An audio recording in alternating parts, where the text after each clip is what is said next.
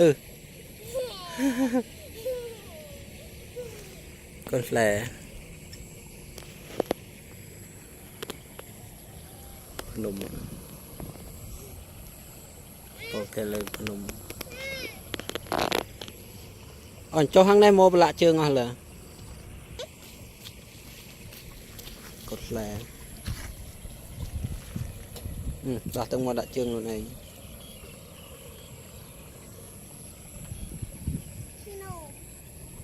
nôm mà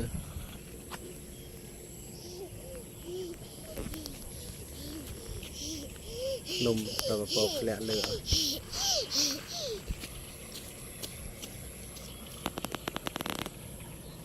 là cá cho mưa tật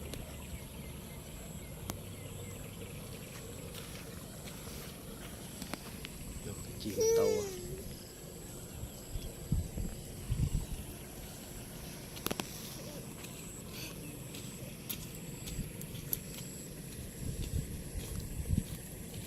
đua là con lè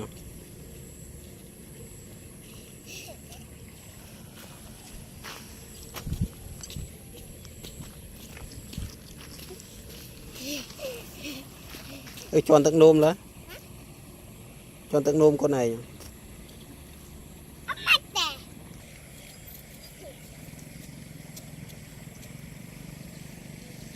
mấy tè câu nè cả đồng prey nè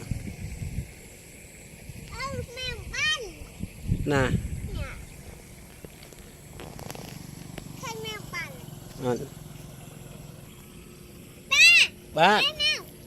chưa bé sao máu nhỉ ca xa được ca nhanh lại cái hiệp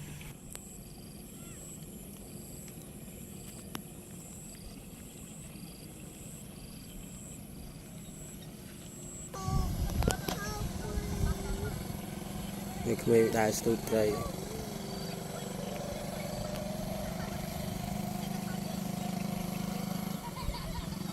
hát bầy nè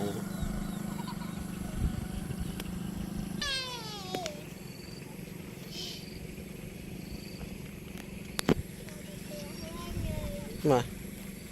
con le tè tè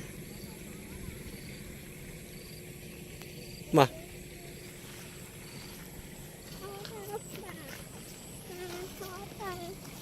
hát cái câu